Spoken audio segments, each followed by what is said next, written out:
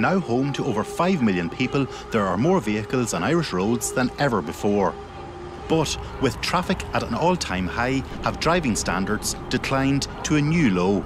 Driver behaviour is absolutely shocking now at the moment. They just don't seem to give a damn about anybody else. It's not good news for safety on Irish roads. It looks like the quality of driving is getting worse.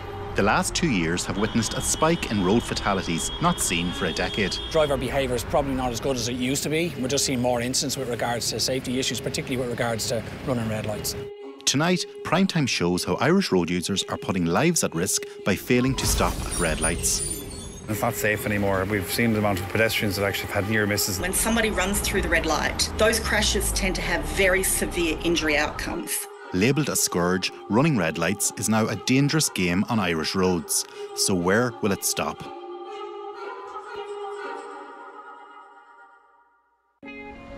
Morning rush hour on Harold's Cross Bridge along the Grand Canal on the south side of Dublin. We're all in a hurry and many of us are running red lights to move around more quickly. Motorists and cyclists are edging their way forward to cross the bridge. Primetime has covertly filmed driver behaviour at the red lights. In a short 15-minute period, we see 6 people break red lights. With the latest traffic and travel news, I'm Orla Woods. Starting with Dublin, the right-hand lane between the Frankfurt Bridge and Binns Bridge is closed and there's an Using covert cameras, Primetime witnessed firsthand the risky driver behaviour at nearby Crumlin Road.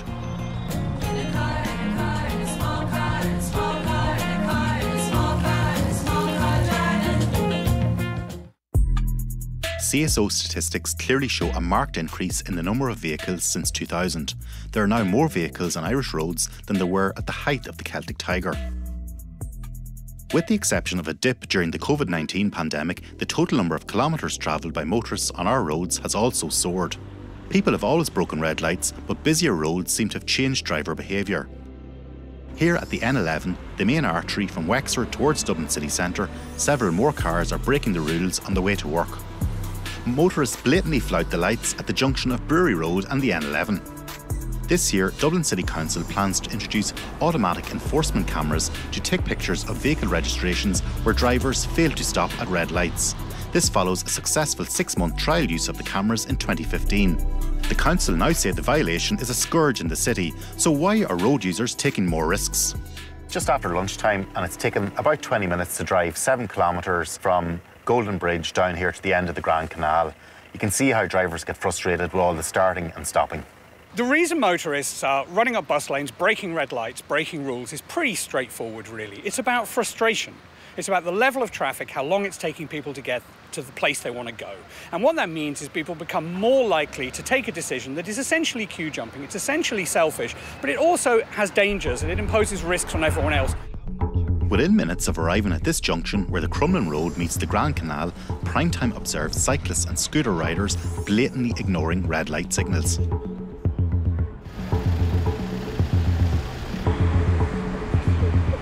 We've seen what motoring behaviour is like in the capital. Galway City is a renowned traffic black spot. So do motorists here take similar risks? The simple answer to that is yes. Secret filming carried out by Primetime at a number of locations in the city at different times of day showed motorists running red lights. I think it's got really, really bad and it's not safe anymore. We've seen the amount of pedestrians that actually have had near misses in the city. We have a lot more people trying to cycle, but it's not safe for them as well. And people are in such a hurry to get across from the west of the city to the east of the city. During the morning rush hour between 7:50 and 9:10 a.m. at the junction of Father Griffin Road and Father Griffin Avenue, Primetime observed 14 cars running red lights. So the junction we're at here is probably one of the main arteries for people who've dropped off to the local schools in the area. If you're coming in from Salthill, Connemara, this is probably the main route that you're going to use. This particular set of traffic lights only lets 3 cars through at a time. The smart traffic lights that we introduced, they're not that smart here at the moment because they seem to be not letting as many cars that needed to be through it. In the few minutes we spoke to Neil, 2 motorists actually broke the red light behind us. Later, when we filmed at the Ballybrit-Ballyban junction of Bohernadrav for 50 minutes, 20 motorists broke the red lights. Neil McNeilis says automated red light cameras need to be introduced beyond Dublin to tackle the problem. It needs to be rolled out in the rest of the country as well, but the right resources need to be given there to the guards to be able to actually maintain those fines that will be given out and do the follow-ups. But I do believe that we need to, again, teach people how to use a traffic light junction, how to use a roundabout, and how to use a yellow box. Later, at the busy junction of Newcastle Road near the University of Galway, 14 motorists ran red lights in the 20 minutes we filmed there. Among them were some cars with N and L plates.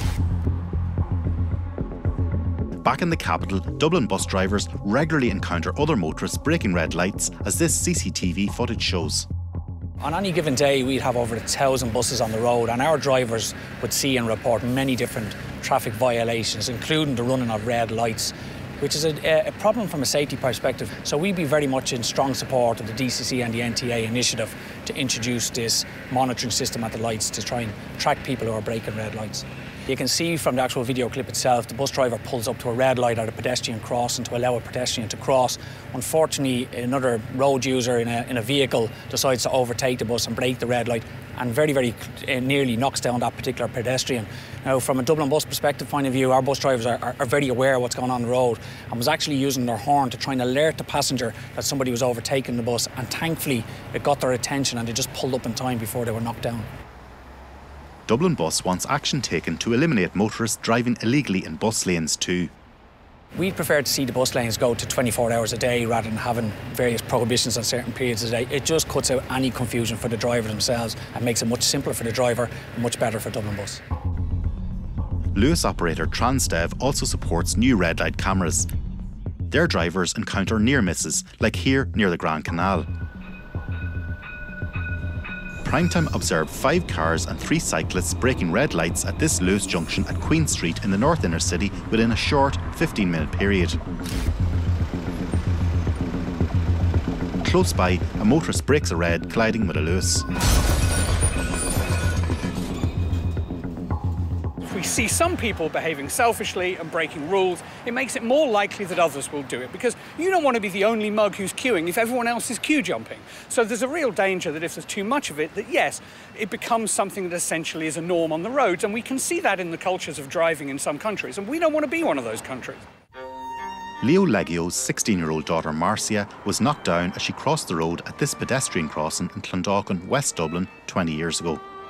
Tell me what happened here in 2005, how Marcia was killed. Marcia was coming from a 50th birthday party, and she was crossing the road here. The guards told us she was about a yard from the footpath before she was hit by a car which drove off in the direction of Lucan. Her friends were adamant that the lights were green for her to cross. And in any case, on a set of pedestrian lights, cars should be slowing down, they shouldn't be speeding up. And they should be, a set of pedestrian lights should be wary of people on the pedestrian, as far as I know anyway, and that wasn't the case. No.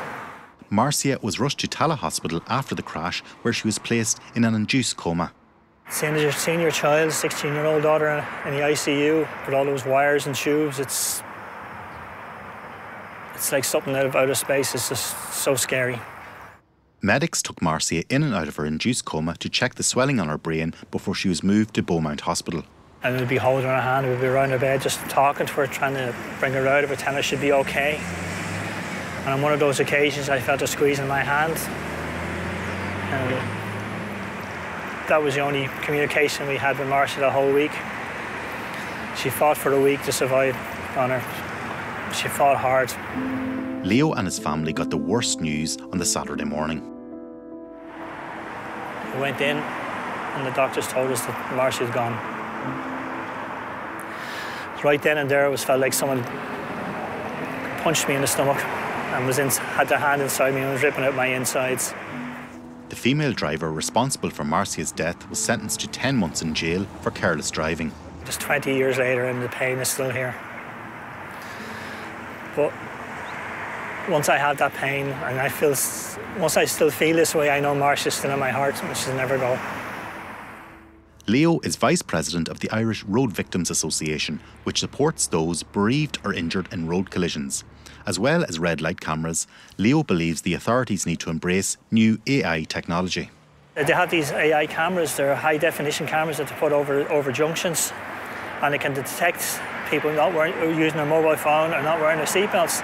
And I think he said it cost about 20,000. Like, that's a small amount of money to pay to save someone's life. Lights, camera, action. Switched on today, this new fixed camera at the intersection of Main North and Wammer Road is now snapping speeding drivers and red light runners. Automatic enforcement cameras that take pictures of registrations of cars breaking red lights have been in place in Australia for some time. So do they work? We first got red light cameras in 1983 in Australia, in one state, Victoria. They've been progressively introduced throughout the country. A lot of the cameras that we have now actually combine red light and speed. So at an intersection, when somebody runs through the red light, you tend to get side-on or T-bone crashes where the traffic running in the other direction has already got their green. Those crashes tend to have very severe injury outcomes. And so the red light cameras are very effective at reducing those crashes. So overall, red light cameras have been very effective in reducing serious injuries at intersections. Have red light cameras changed Australian drivers' behaviour? So it's both a fine and you also get demerit points as well. Yes. Okay. And particularly when it's got both the combination of red light and speed, that can add up quite significantly. If you're speeding through a red light, you can end up with a really severe penalty. So they are a good deterrent for people. And it seems like over time, people kind of learn to moderate their behaviour at intersections. Fining drivers does deter people from breaking red lights, but voluntary compliance is also vital. You can't have enforcement everywhere. Most driving, most abiding by the rules of the road is voluntary. People do it because they think they should, because they know that we can't all be breaking those rules or it becomes unlivable, it becomes too dangerous. It's late evening on Dublin's quays and traffic is busy near the James Joyce Bridge. Several road users break red lights with one standout moment. The bus driver slammed on his brakes and beeped at the offending motorist. It's a collective responsibility. We all need to follow the rules of the road because we're all better off if we do. And that means that we've got to punish those people who are essentially the kind of selfish queue jumpers. Everybody's in a hurry and even a few seconds at a traffic light, they can't even wait for that there, which is madness. I just don't get it. For God's sake, you're not going to be stuck at a traffic light for hours. If it's only seconds, why not just slow down?